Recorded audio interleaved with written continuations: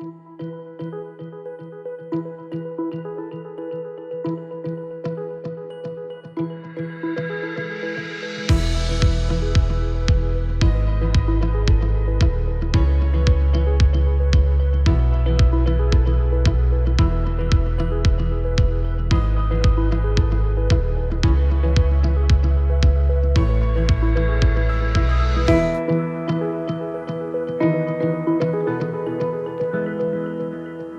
guys, this is Healthy Life Designing, and I am your host, Darian Rolls. Today on the show, we have Lori Koors joining us. She is a certified health coach, and she is also the owner of Seeds of Change Nutrition. She's joining us. She's going to share all of the things that she does as a health coach when we come back.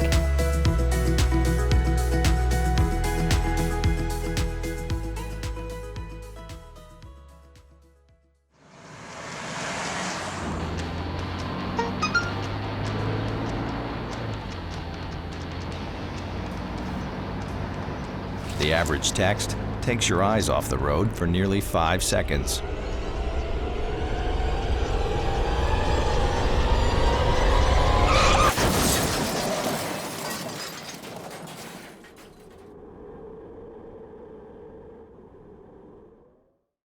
Hey guys, this is Healthy Life Designing. We are back with our guest, Lori Koors, certified health coach. You and I have talked so many times now. It's so great to finally meet you in person. You too. Thank you for having me here. Absolutely. And because I'm a health coach too, it's even a little bit more fun, extra special today for me. But can you tell us a little bit about your story, you know, how you got into health?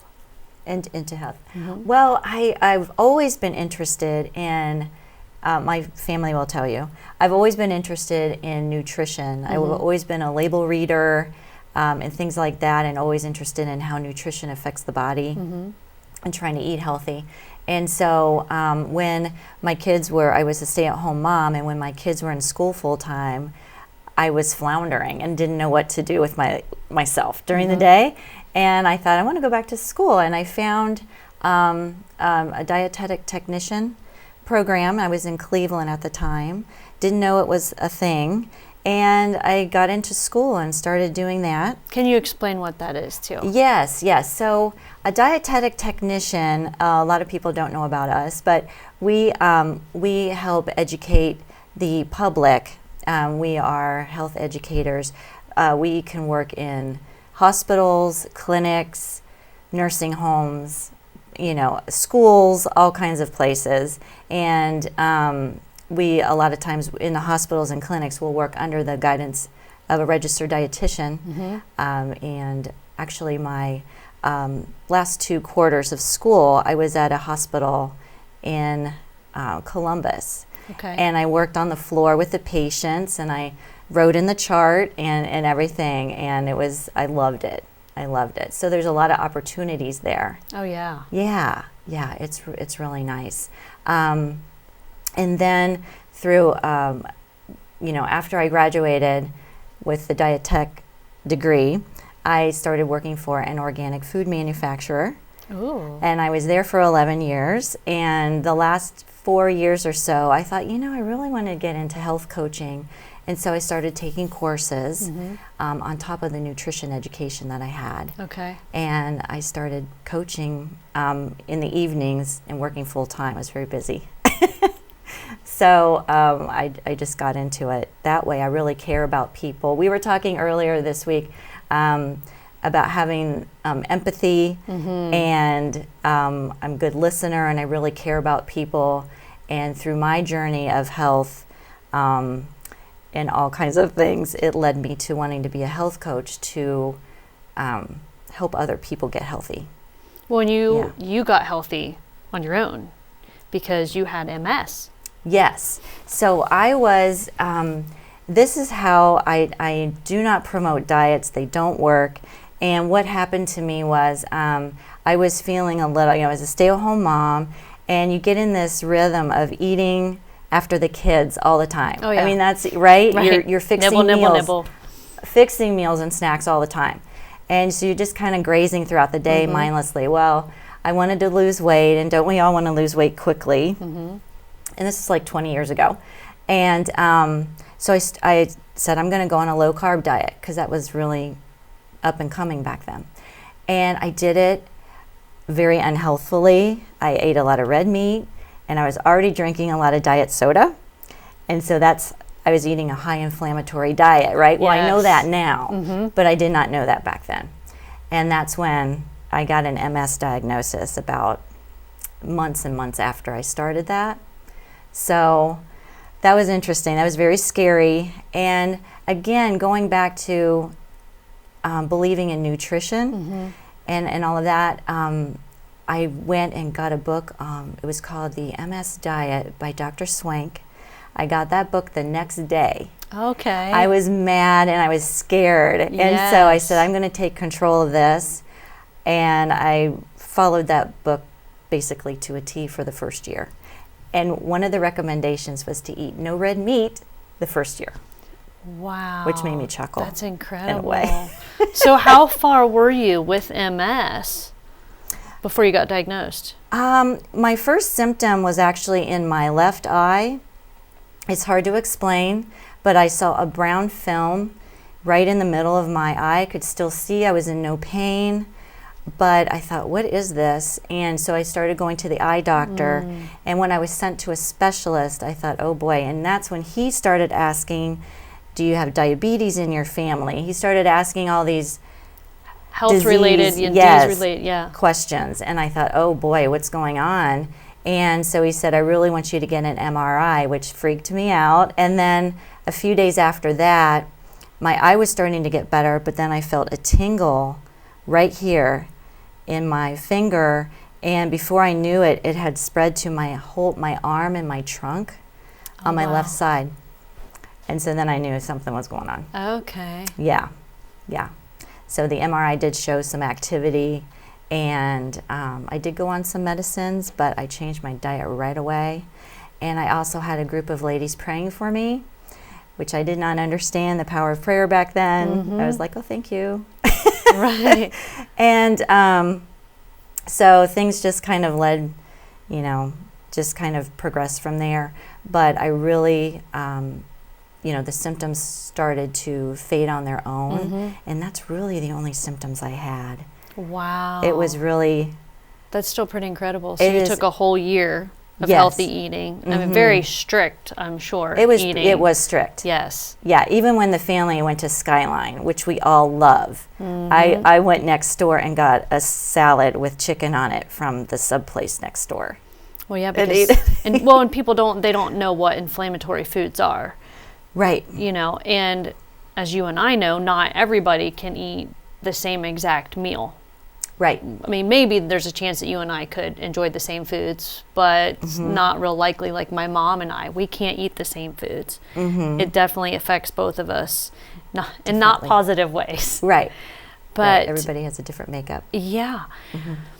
And then, so when you became a health coach, you have all of this other knowledge that you had, and you kind of combined the two together.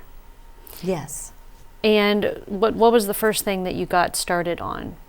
Well, I registered my, I came up with the name Seeds of Change Nutrition, and I was inspired by that. So I went and got that registered on the state website, and then I just started reaching out. I started a Facebook page.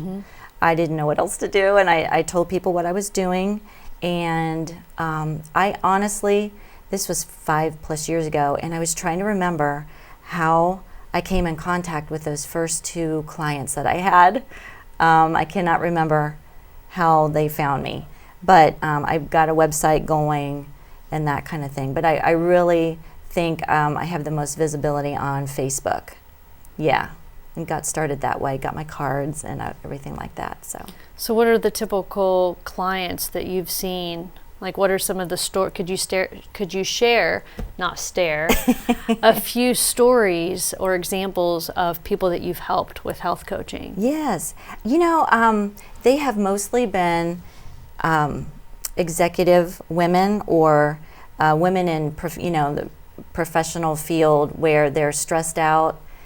there's a high demand, and I was there. I get it. I was a supervisor before I left the company I was with, and I know the stresses, and so it's mainly that type of person. I love working with women, especially, and I know the pressures that we face as moms and everything else, and so it's been executive women who are stressed out and have, looked to food for comfort in those stressful times. Well, and probably not managing their time. Exactly. Yes, it's finding that time for yourself. This really, a client I worked with last year, she found that. She found time in the morning. We talked about it, and she said, I can do yoga or something for myself, or meditate in the morning before I go to work. I really have time. I said, great, or go for a walk, when the weather was nice.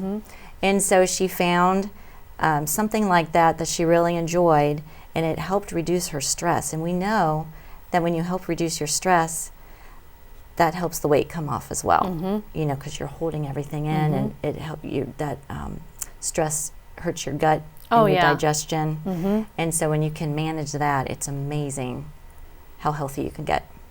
And I know you're really passionate about emotional eating. Can you talk about that? Yes. I think that stems from being under a lot of stress earlier in my life. And the stress was part of why, too, I believe I ended up with this autoimmune condition. Exactly. Stress, and then my diet, totally. And so at the time, I was mindlessly, and I would say emotionally eating, just, it was comfort, and it was a friend, and all of that. And when I finally changed my diet and lifestyle, I got back to the gym, I focused on myself again, and I got into a church, and the emotional healing that started happening there, wow, that's what, and then I will share that then, and this was 2008, I felt led to get water baptized. And so didn't feel any different after that. I felt great, but not different. And a month after that, I already had a doctor's appointment. This is a more holistic doctor that I went to, and he ran the tests and sat there with all the tests in his lap like he did, and he said, "What have you been doing?" And I said, "Why?" It freaked me out a little bit.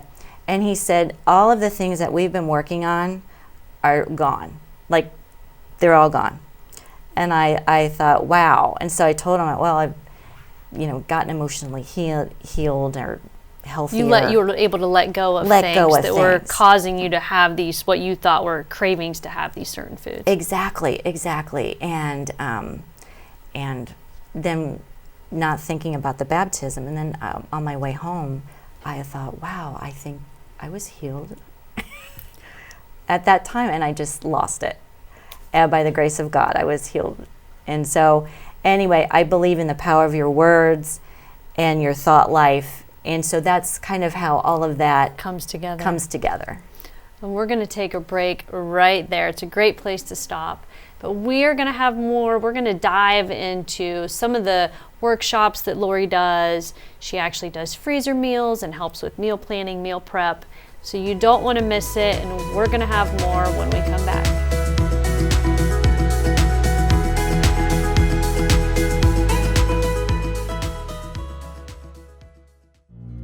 Fairfield Federal. When it comes to our customers and our community, we go above and beyond to help. Our people make the difference. It's a hometown bank. It's located here in Fairfield County. Branches are convenient. They're located here in Pickerington, where my office is. I'm in Lancaster a lot, and they have plenty of branches there.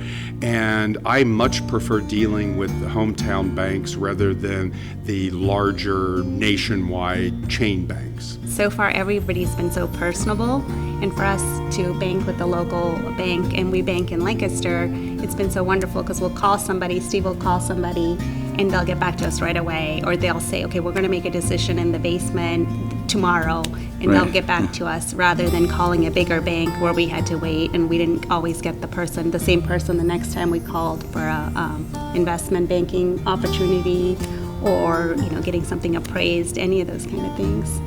Everybody is very customer friendly. A lot of times I'll bring my dog Bear with me, and the staff love him here, and of course he loves them and the treats that he gets.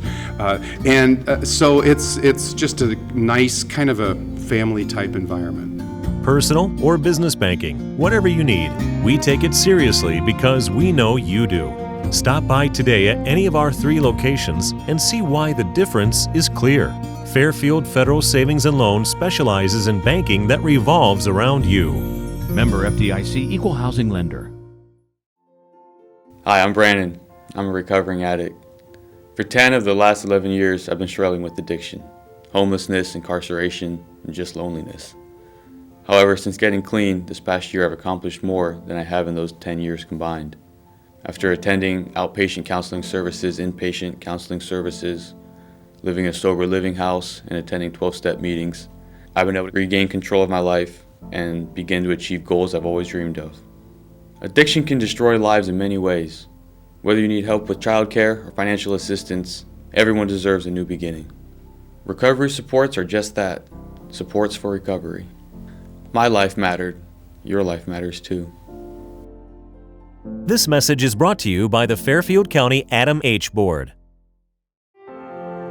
Dagger Law has been part of the Lancaster community for more than 110 years. This is where we live and work. You'll see us at festivals, sporting events, and all around town. We consider our clients as friends, and we walk alongside you through challenging times. Whether you're a growing business, a changing family, facing litigation, planning your future, or dealing with land issues, we're right here. We are local. We are trusted. We are experienced. Dagger Law.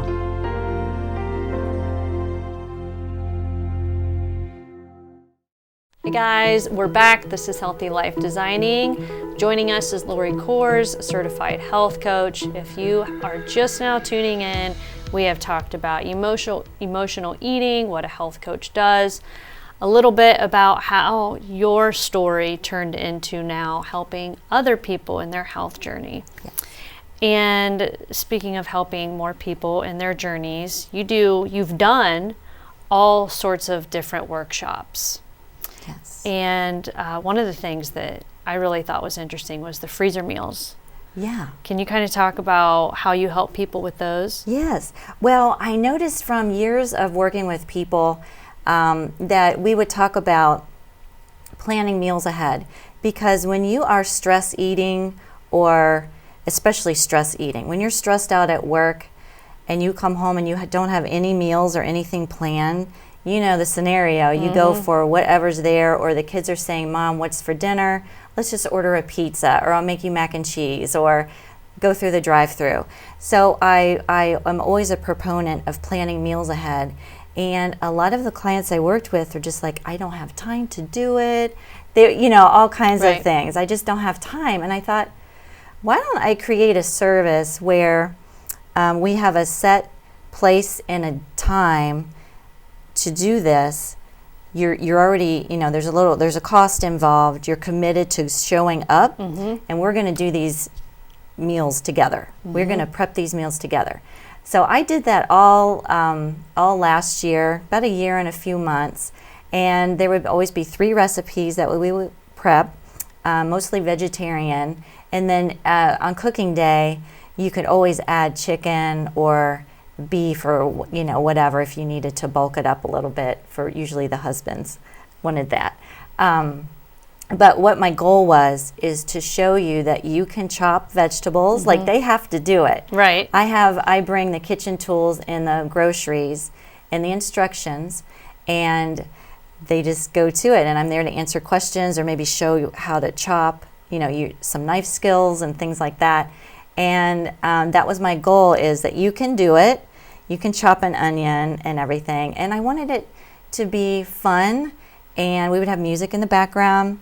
And also get back to working with whole foods, appreciating where your food comes from and working with it. And the other goal was that was the main goal, that you can do it.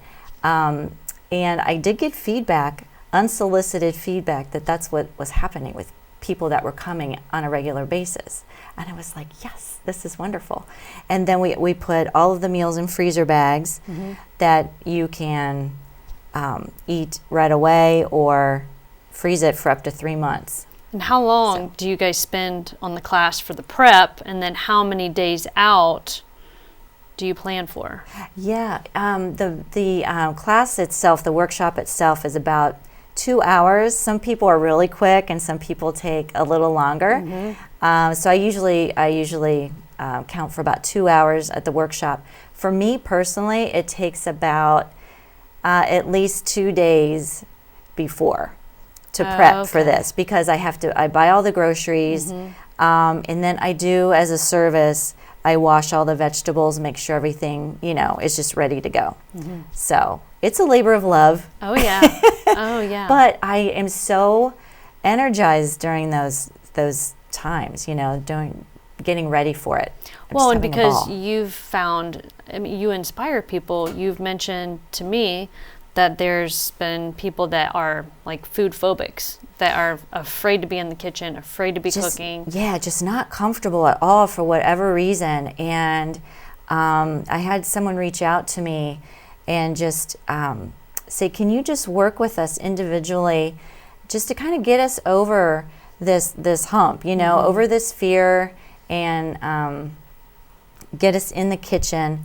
And I really appreciated the fact that she knew I would be patient and kind and not judgmental or anything like that. There's just no reason. Like, oh, you don't know how to use this knife, and you don't know how to chop this way. Yeah, there's just no, don't need that. So we had a blast.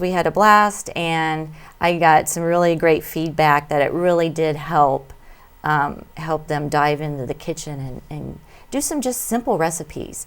And we focused on the crock pot, because that's so easy. I love the crock pot. Right? Yes. It's wonderful. It's wonderful. And another resource that you use, or I guess a little something different, is with essential oils. Yes. We just, I did an essential oil workshop with somebody I network with. She does doTERRA oils, and I said, why don't we get together and do a meal prep with oils workshop. I wanted to learn more about the oils myself, and I know that they have a lot of properties that are just so good for us. Yes. So we made like an Italian type of tomato sauce. Okay. And literally, we put in like 1 toothpick of oregano oil and I think basil or something.